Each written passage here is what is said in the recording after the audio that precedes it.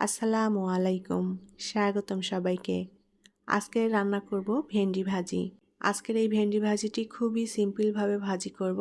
ভেন্ডি রান্না বা ভাজি আমি যতভাবেই করি না কেন, সবথেকে বেশি আমার এই ভাজিটাই খেতে ভালো লাগে। এই সিম্পল ভাজিটা দিয়েই কিন্তু তৃপ্তি করে ভাত খাওয়া যায়। প্যানে পরিমাণ মতো করে তেল দিয়ে দেব। এবার এই তেলের মধ্যে দিয়ে দেব পেঁয়াজ কুচি এবং কাঁচামরিচ। কাঁচামরিচগুলো একটু ছোট টুকরো করে নিয়েছি, আর এখানে 10টার মতো কাঁচামরিচ নিয়েছি আমি। পেঁয়াজ নিয়েছি মিডিয়াম সাইজের 2টা। পেঁয়াজ এবং কাঁচামরিচ হালকা একটু ভেজে নিয়েছি। এখন এর মধ্যে দিয়ে দেব কেটে রাখা ভেন্ডি। আমি এখানে 500 গ্রাম ভেন্ডি নিয়েছি। খুব ভালো করে নেড়েচেড়ে পেঁয়াজ মরিচের সাথে মিলিয়ে নেব ভেন্ডি। চুলার আঁচ অল্প রেখে আমি ভেন্ডিটা ভেজে নেব।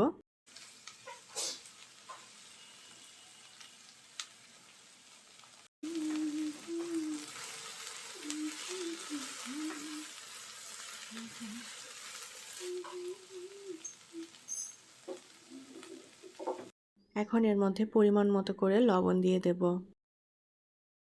আর দিয়ে দেব সামান্য পরিমাণে হলুদের গুঁড়া। হলুদের গুঁড়া এখানে না দিয়েও কিন্তু ভেন্ডিটা ভেজে নেওয়া যাবে। সুন্দর করে নেড়েচেড়ে লবণ এবং হলুদের গুঁড়া মিলিয়ে নেব, আর অল্প আঁচে ভেজে নেব যাতে ভেন্ডিটাও সুন্দর মতো সেদ্ধ হয়ে যায় এবং ভাজাটাও হয়ে যায়।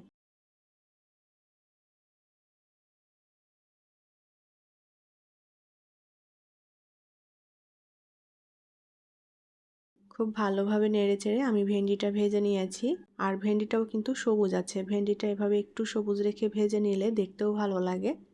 তো ভেন্ডি ভাজাটা পুরোপুরি কমপ্লিট। এখন এটা নামিয়ে পরিবেশন করব।